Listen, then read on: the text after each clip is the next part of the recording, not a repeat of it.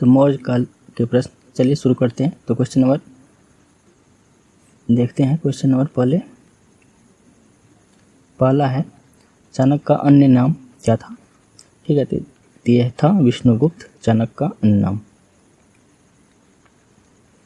Next question चलिए बढ़े। तो नेक्स्ट क्वेश्चन हम देखते हैं, निम्नलिखित में से किसकी तुलना मैकियावेली के प्रिंस से की जाती है? तो की जाती है कौटिल्य के अर्थशास्त्र को। ठीक है। नेक्स्ट क्वेश्चन नंबर 3 है, वह शासक कौन है जिसने राज सिंहासन पर बैठने के लिए अपने बड़े भाई सुसीम की हत्या की थी? इसकी बात करें तो इसका आंसर हो जाएगा अशोक। आपको पता होगा कि सिंहली अनुश्रुति में चर्चा की गई है कि अशोक ने 99 भाइयों की हत्या की थी। ठीक है। नेक्स्ट क्वेश्चन नंबर 4 देखते हैं, निम्नलिखित में से सम्राट अशोक की वह पत्नी कौन थी जिसने उसको प्रभावित किया था? तो ये हो जाएगा कारुवाकी। ये तीवर की माँ थी, तीवर, ठीक है, की माँ। और कारुवाकी के बारे में थोड़ा सा बताएं तो इसकी चर्चा जो है प्रयाग स्तंभ लेख में लिखा हुआ है। इसका नाम प्रयाग स्तंभ लेख। ठीक है। इसी से पता चलता है कि अशोक के प्रिय पत्नियों में से थी ये। अशोक की कुल 5 पत्नियां थी। ठीक है। तो उसमें हो जाएगा कारुवाकी हो गया, पद्मावती हो गया, तिसरक्षिता हो गया, महादेवी के पुत्र पुत्री को श्रीलंका भेजा गया था बौद्ध धर्म का प्रचार करने के लिए, जैसे कि आपने सुना होगा महेंद्र और संघमित्रा। ठीक है।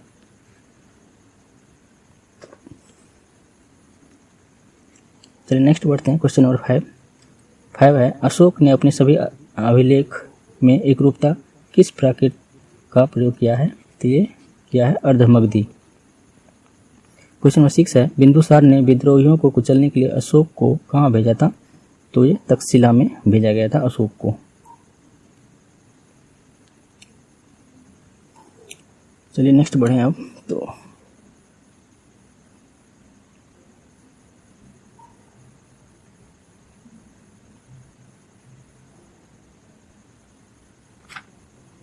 चलिए नेक्स्ट देखते हैं।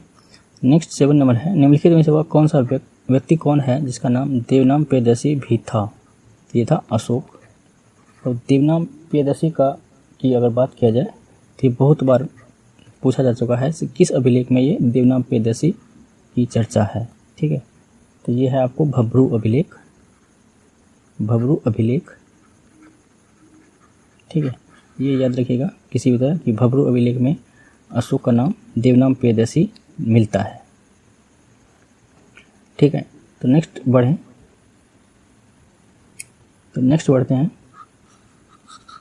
नेक्स्ट है, निम्नलिखित में से प्राचीनतम राजवंश कौन सा है? तो मौर्य हो गया इसमें से।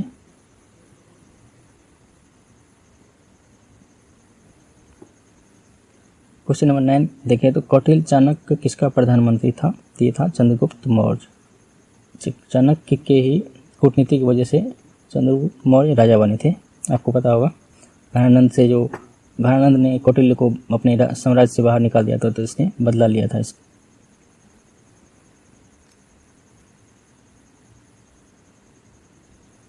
तो नेक्स्ट क्वेश्चन 10 देखते हैं, कलिंग विजय के उपरांत अशोक महान ने किस धर्म को अंगीकार कर लिया था? तो ये बौद्ध धर्म को अंगीकार कर लिया। कलिंग विजय की अगर बात कर ली जाए तो ये हुआ था 261 BC में। और इसके जो है अशोक के सिंहासन पर बैठने के 8 वर्ष बाद, यानी कि 9वें वर्ष, ये पूछा जाता है कि कितनावें वर्ष कलिंग पर आक्रमण किया था? तो 9वें वर्ष इसने आक्रमण किया था कलिंग पे। और इसके बाद अपना इसने धर्म परिवर्तित कर लिया और युद्ध न करने की नीति का अनुसरण किया। नेक्स्ट है, चंद्रगुप्त के शासन विस्तार किसके मुख्य रूप से मदद की थी? तो चंद्रगुप्त चाणक्य ने ही की थी। नेक्स्ट है, सांची किस कला व मूर्ति कला का निरूपण करता है? तो ये है बौद्ध धर्म का। तो चलिए आगे बढ़ते हैं हम। क्वेश्चन नंबर 13 देखते हैं। 13 नंबर है, प्राचीन भारत का वह प्रसिद्ध शासक जिसने अपने जीवन के अंतिम दिनों में जैन धर्म को अपनाया था? तो आपको पता होगा चंद्रगुप्त मौर्य, जो कि श्रवण बेलगोला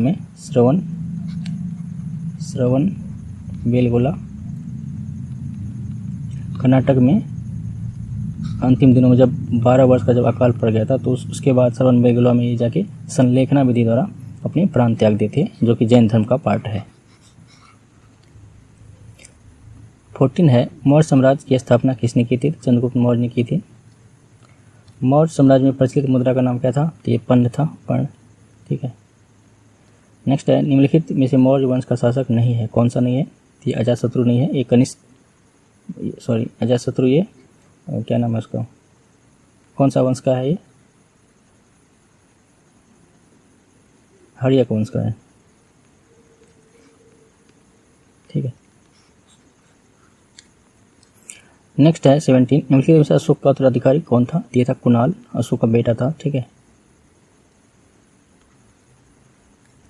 नेक्स्ट है, मुद्रा राक्षस के लेखक निम्नलिखित में से कौन है? तो ये है Vishakhadatta, Vishakhadatta, option number B. अगर मुद्रा राक्षस की बात करें तो इसमें जो है मौर्य, चंद्रगुप्त मौर्य को वृषल यानी कि निम्न जाति का कहा है। ठीक है। नेक्स्ट है, विशाखादत्त के प्राचीन भारतीय नाट्य मुद्रा राक्षस की विषय वस्तु है। तो विषय वस्तु क्या है? चंद्रगुप्त मौर्य के दरबार की दुर्भिसंधियों के बारे में ये चर्चा करता है। क्वेश्चन नंबर 20, मालवा, गुजरात, महाराष्ट्र किस शासक ने पहली बार जीते थे? तो चंद्रगुप्त मौर्य के बारे में ही जानकारी मिलती है कि इसने ही जीता था। नेक्स्ट है, किसने सहिष्णुता, उदारता और करुणा के त्रिविध आधार पर राजवंश की स्थापना की? तो ऑफकोर्स अशोक ने की थी। क्वेश्चन नंबर 22, निम्नलिखित किस शहर में अशोक का शिलालेख नहीं है? पाटलिपुत्रा में नहीं है, कंधार में है, शेर ए कुना अभिलेख, जिसे द्विभाषी अभिलेख भी कहा जाता है। उसके बाद टोपरा में है, किन्नर में है। नेक्स्ट है, अर्थशास्त्र लेखक समकालीन था चंद्रगुप्त, यहाँ पे थोड़ा सा मिस्टेक है, चंद्रगुप्त मौर्य होना चाहिए, Chandragupta Maurya, option number B हो जाएगा। 24 है, नंद वंश के पश्चात मगध पर किस वंश ने शासन किया था? तो नंद वंश के बाद आपको पता होगा घनानंद कुमार के मौर्य ने, चंद्रगुप्त मौर्य ने मौर्य वंश की नींव डाली थी। नेक्स्ट है, स्थापना की थी। मौर्य काल में शिक्षा का सर्वाधिक प्रसिद्ध केंद्र था तक्षशिला। ठीक है। जो कि बौद्ध काल में था नालंदा, ये याद रखिएगा, बौद्ध काल में नालंदा और मौर्य काल में तक्षशिला। 26, मेगास्थनीज की पुस्तक का नाम? इंडिका से मेगास्थनीज मतलब मौर्य काल का थोड़ा प्रशासन और जितनी भी व्यवस्था थे उसके बारे में जानकारी हमें मिलती है। 27 है, जिसके ग्रंथ में चंद्रगुप्त मौर्य का विशिष्ट रूप से वर्णन हुआ है वो है विशाखदत्त। ठीक है। इसने वृषल यानी कि निम्न जाति का चंद्रगुप्त मौर्य को कहा है। वह स्रोत जिसमें पाटलिपुत्र के प्रशासन का वर्णन उपलब्ध है ये है इंडिका। वैसे तो अर्थशास्त्र में भी किया गया है अच्छी तरीके से कि प्रशासन, मेनली अर्थशास्त्र बुक तो जो था प्रशासन पे आधारित था, प्रशासन कैसे करना है, एक मतलब राजा को प्रशासन कैसे करना चाहिए, तो उस तरह से लिखा हुआ था। तो यहाँ पे ऑप्शन सी इंडिका और बी भी हो सकता है इसका आंसर।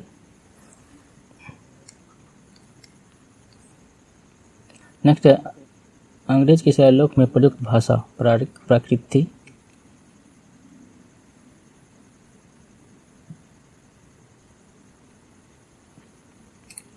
चलिए नेक्स्ट बढ़ते हैं। 30 नंबर, क्वेश्चन नंबर 30, निम्नलिखित में से किस मौर्य राजा ने दक्कन की विजय प्राप्त की थी? तो ये हो जाएगा चंद्रगुप्त मौर्य। एक ही था जो कि दक्षिण की ओर विस्तार किया था। और इसकी चर्चा जो मिलती है आहनानूर, एक ग्रंथ है साउथ का आहनानूर, जिसके रचयिता कौन है? मामूलनार।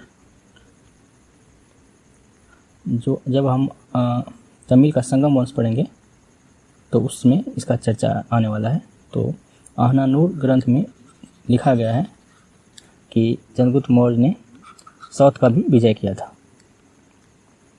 नेक्स्ट 31 है, मेगास्थनीज ने भारतीय समाज को कितनी श्रेणी में बांटा है? तो ये 7 श्रेणी में बांटा है। तो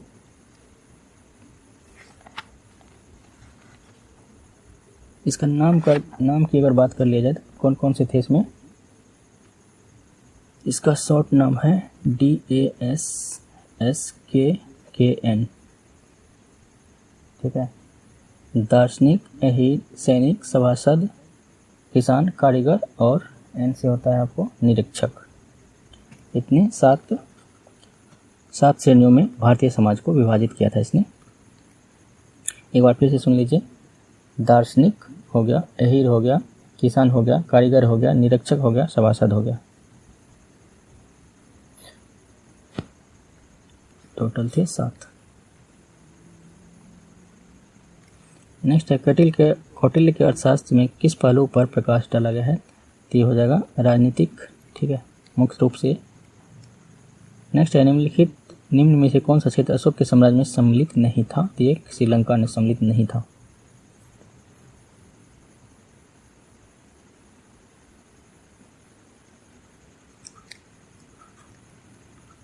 नेक्स्ट है 34। पाटलिपुत्र के को किस शासक ने सर्वप्रथम अपनी राजधानी बनाई थी?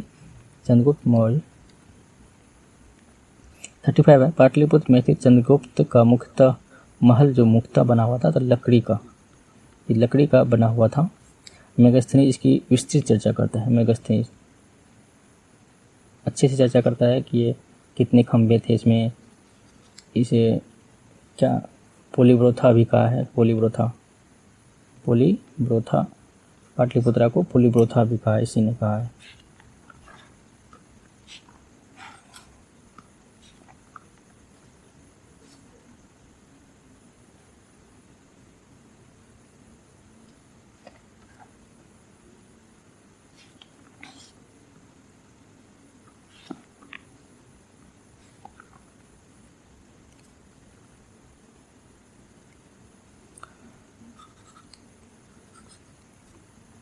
थर्टी 37 देखते हैं। बराबर जहानाबाद जिला की गुफाओं का उपयोग आश्रय गृह के रूप में किया जाता था। किसके लिए? आजीविकों के लिए, ठीक है।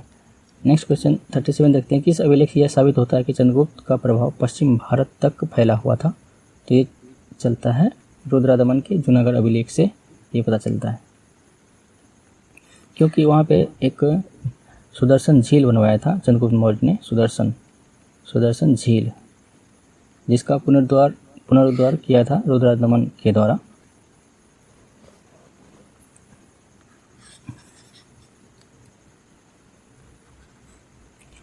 थर्टी 38 है केवल वह स्तंभ जिसमें अशोक ने स्वयं को मगध का सम्राट बताया हुआ है, तो यह है मास्की।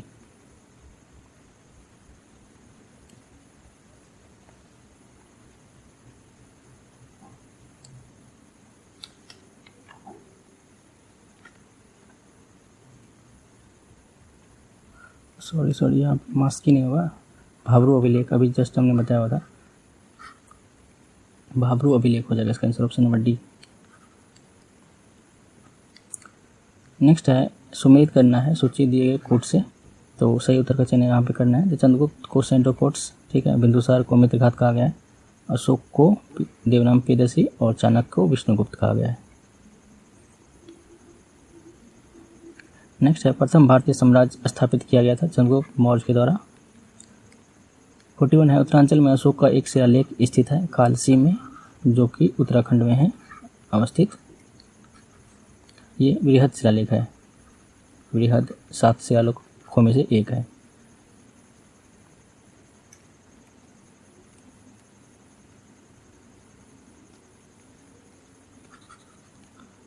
है सांची का स्तूप किसने बनवाया था? तो अशोक ने बनवाया था। 43 है अशोक के शिलालेख को पढ़ने वाला प्रथम अंग्रेज कौन था? तो ये जेम्स प्रिंसेप थे। 1837 में सबसे पहले इसने पढ़ा था, ठीक है। अगर खोजने का बात करें तो खोजा कौन था सबसे प्रथम? तो ट्रिफेंथलर था, फेंथलर। इसने 1750 ईस्वी में शिलालेख को खोजा है।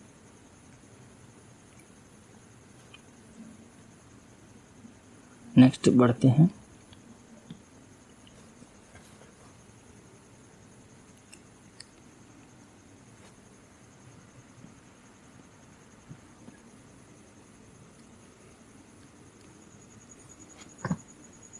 नेक्स्ट 44 है कलिंग युद्ध की विजय तथा क्षत्रियों का वर्णन अशोक के किस शिलालेख में मिलता है? तो 13वां शिलालेख में मिलता है, आपको पता होगा।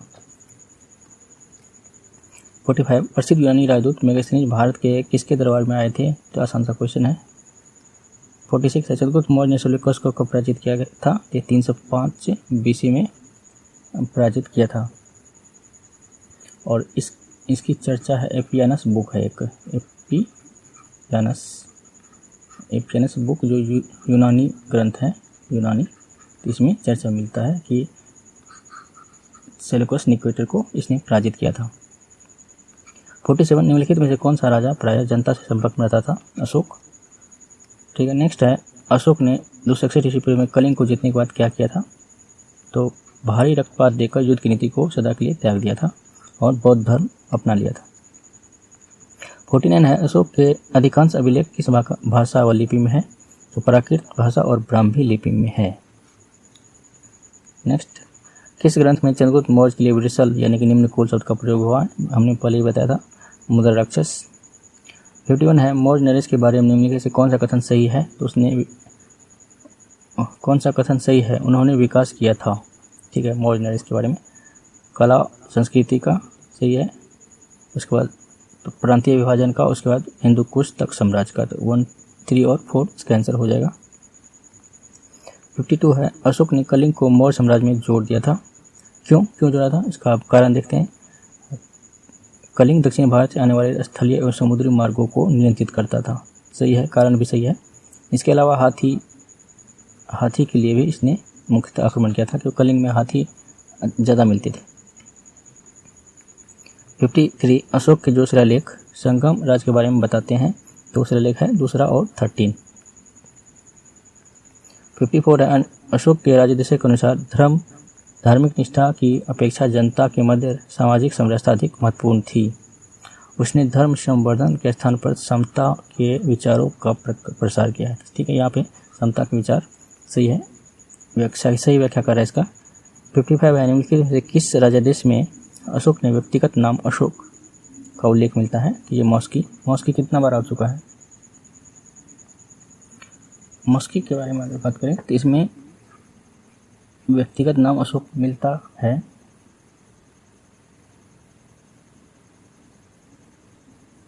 तो इसके अलावा और भी 3 है, मॉस्की के अलावा गुर्जरा है, नेतूर है, उद्गोलन है।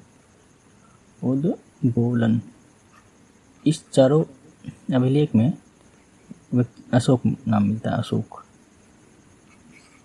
और मॉस्की के अभिलेख की बात करें तो एक और यहाँ पे तथ्य आपको याद रखना चाहिए कि इसमें अशोक ने खुद को यानी कि अपने आप को बुद्ध शाक कहा है, बुद्ध शाक्य। ये कई बार पूछा गया है, इम्पोर्टेंट है ये। ठीक है, बुद्ध शाक, ऐसे पूछेगा बुद्ध शाक किस अभिलेख में अशोक ने अपने आप को कहा है। चलिए नेक्स्ट बढ़ते हैं।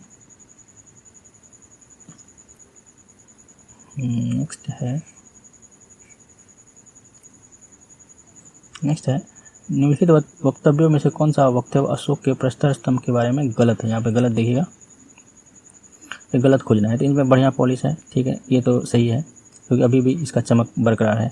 ये अखंड है, सही बात है, जबकि ईरानी जो थे तो ये खंडित थे, खंड को जोड़ करके बनाया गया था, ये भी सही है। स्तंभ जो है सेप्ट और शुंडाकार है, ये भी सही है। कुछ ऑप्शन और डी है, ये स्थापत्य संरचना के भाग है, तो ये ऑप्शन गलत है यहाँ पे। 57 है, श्रीनगर की स्थापना किस मौर्य शासक ने की थी? तो अशोक ने। ठीक है, श्रीनगर की स्थापना की थी।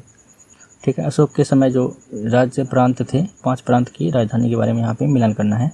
तो उत्तरापथ का राजधानी था तक्षशिला, दक्षिणापथ का सुवर्णगिरी, और अवंती राष्ट्र का उज्जैनी था, और प्राची का पाटलिपुत्र।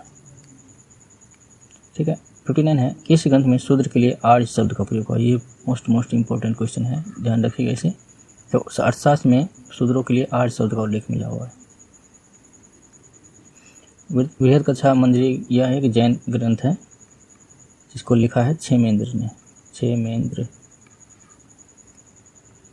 क्वेश्चन नंबर 60 है, अशोक ने अपने राज्याभिषेक के चौथे वर्ष निग्रोध के प्रभाव से प्रभावित होकर बौद्ध धर्म की दीक्षा ली थी? तो ये उपगुप्त। 61 है, किसने पाटलिपुत्र को पोलिव्रथा कहा है? मेगास्थनीज ने कहा है। मौर्य काल में एग्रोनोमाई किसे कहा जाता था? तो ये मोस्ट इम्पोर्टेंट क्वेश्चन है। तो ये सड़क निर्माण अधिकारी को, और इसमें एक और VVI हम बता दे रहे हैं, ठीक है। मापतोल अधिकारी को कहा जाता था पोतवाध्यक्ष। पोतवाध्यक्ष पूछा जाता है कई बार। इसके अलावा व्यवहारिक भी कई बार पूछा जा चुका है। नेक्स्ट है 63, मौर्य काल में गुप्तचरों को क्या कहा जाता था? तो यह कहा था गुड़ पुरुष। गुप्तचर दो प्रकार की थी, एक संस्था और संचारा। संस्था एक जगह रहती थी और संचारा मतलब जगह जगह जा करके गुप्तचर का काम करती थी। नेक्स्ट है 64, किस श्रीलंकाई शासक ने अपने आपको मौर्य सम्राट अशोक के आदर्शों के अनुरूप ढालने की कोशिश की थी? तो 30 होगा। नेक्स्ट है 65, किस जैन ग्रंथ में चंद्रगुप्त मौर्य ने जैन धर्म अपनाने का उल्लेख मिलता है? तो परिशिष्ट पर्वन में इसकी चर्चा मिलती है।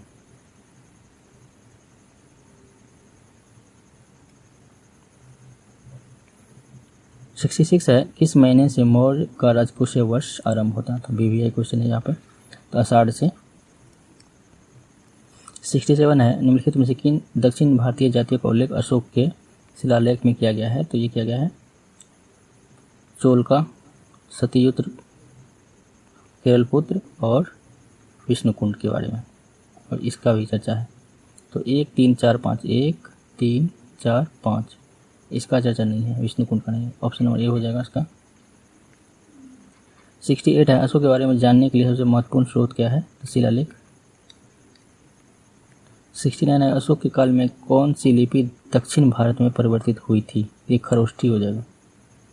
सॉरी, ब्रह्मी, इधर तो ब्रह्मी था ना, खरोष्ठी तो पाकिस्तान साइड में थी, पाकिस्तान में।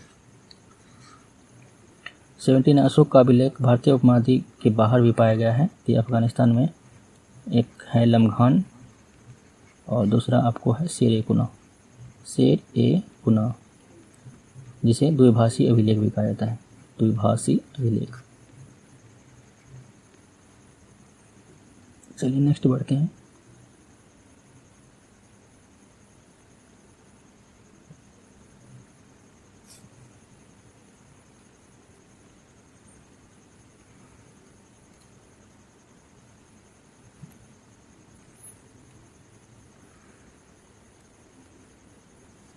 सेवेंटी 71 है, अत्यंत पॉलिश किए गए एकाश में अशोक स्तंभ जिसे पांडु रंजित बालूकाश में के एकल टुकड़ों में तक्षित किए गए, उसे साधारणतः कहाँ खदानों से निकाला गया है?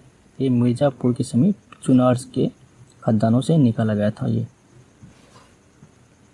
72 है, भारतीय लिखने की कला नहीं जानते थे, यह कथन है मेगास्थनीज की, ठीक है। इसके अलावा मेगास्थनीज ने यहाँ ये भी कहा था कि दास प्रथा नहीं थी, दास प्रथा नहीं थी। 73 है, किस मौर्य सम्राट ने एक विदेशी राजा सीरिया के एंटियोकस से अंजीर, शराब और दार्शनिक भारत भेजने का आग्रह किया था? ये बिंदुसार ने किया था। ये इसने अंजीर और शराब तो भेज दिया था, लेकिन दार्शनिक नहीं भेजा था। उसने कहा था कि ये हमारे यहाँ का रिवाज नहीं है, यहाँ हम नहीं भेज सकते। नेक्स्ट है 74 का,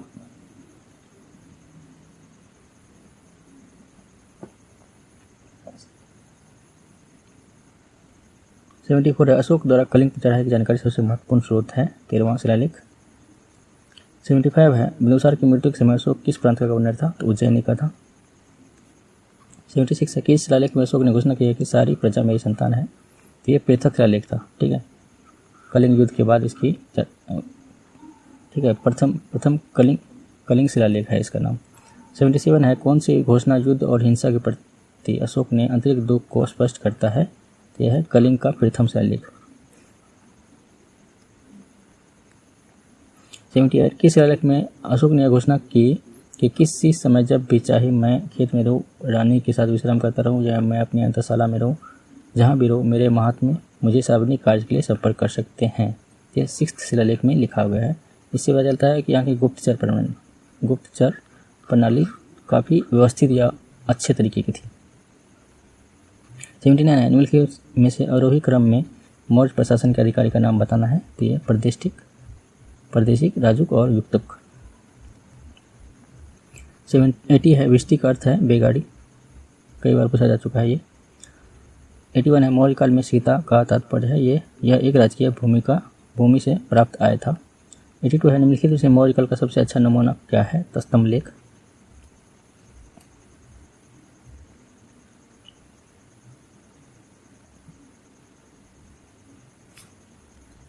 चलिए नेक्स्ट बढ़ें तो नेक्स्ट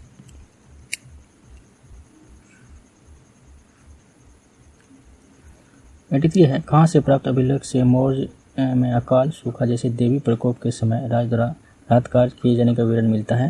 तो ये मिलता है महास्थान अभिलेख, बांग्लादेश में है। सहगोरा होगा यूपी में, ये है गोरखपुर के समीप, गोरखपुर के समीप है सहगोरा। ताम्रपत्र है ये, ताम्रपत्र।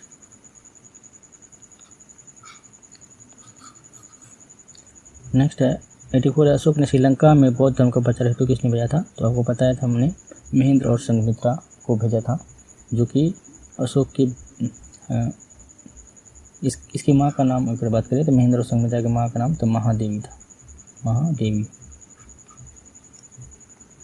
85 है अशोक ने मानसेरा पाकिस्तान एवं शाहबाजगढ़ी पाकिस्तान से प्राप्त बृहद शिलालेख में किस लिपि का प्रयोग किया गया है? तो खरोष्ठी लिपि का वहाँ से प्रयोग मिला है।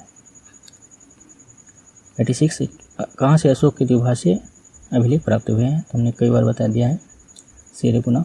87 है कौटिल्य द्वारा रचित अर्थशास्त्र के कितने अधिकरण में विभाजित हैं? तो 15 अधिकरण में और 180 उपाध्याय। 88 है अर्थशास्त्र में उल्लेखित सप्तांश में शामिल कौन कौन है? राजा, क्षेत्र, प्रशासन, कोष, इसके अलावा दुर्ग, जनपद। ठीक है, इस 7 थे टोटल सप्तांश सिद्धांत में।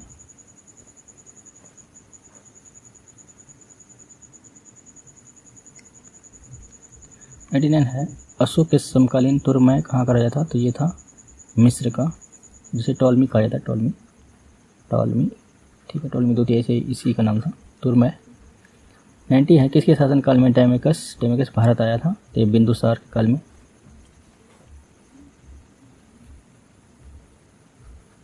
और डायमेकस की बात करते हैं जो थे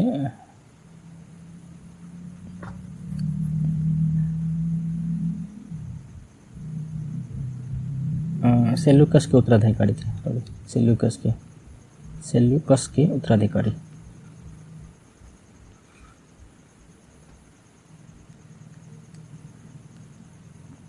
निम्नलिखित अभिलेख में से किसमें अशोक का नाम उल्लेख हुआ है? तो गुर्जरा में अशोक का चर्चा हुआ है। इसके अलावा क्या नाम है उसका, देवनाम पेदसी, उसके बाद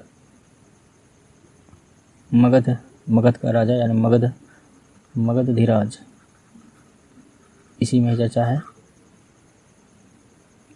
और इसी